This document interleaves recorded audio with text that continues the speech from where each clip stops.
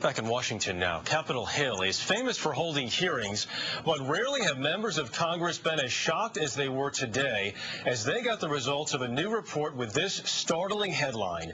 More than 10,000 veterans who went in for checkups at several Southeast VA hospitals may have been exposed to HIV or other blood diseases.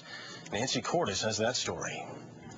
Army veteran Thomas Mayo got a colonoscopy after the VA insisted on it, only to learn it may have left him with a chronic disease. I'm really disappointed in him. More than 10,000 veterans have now received letters warning them that the equipment the VA used for their colonoscopies may not have been properly sterilized. So far, 6 of those veterans have tested positive for HIV, 13 for hepatitis B, and 34 for hepatitis C.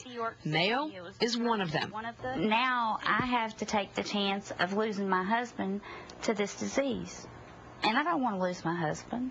Investigators carried out surprise inspections at 42 VA medical centers last month and found fewer than half had properly trained the staff on how to sterilize endoscopes. How is it possible? I can't answer that directly. CBS medical correspondent Jonathan LaPook has performed thousands of colonoscopies. What stops contaminated fluid from backing up into this tube is this crucial green valve.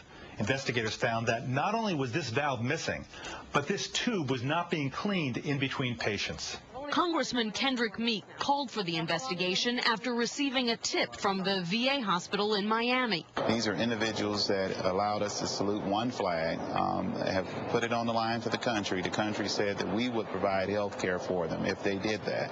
The VA says there is no way to confirm whether infected veterans like Mayo contracted their diseases from colonoscopies or somewhere else. This is one more event that is causing a lot of veterans to say, I'm afraid to go to my Veterans Health Center. Should they be afraid? No, they shouldn't be afraid. In fact, they should have more confidence because the VA, as we've shown over the last decade and more, have been the first ones to report many things. So the fact reporting a problem isn't the same as preventing it from happening. But ignoring that it's there doesn't get it fixed at all.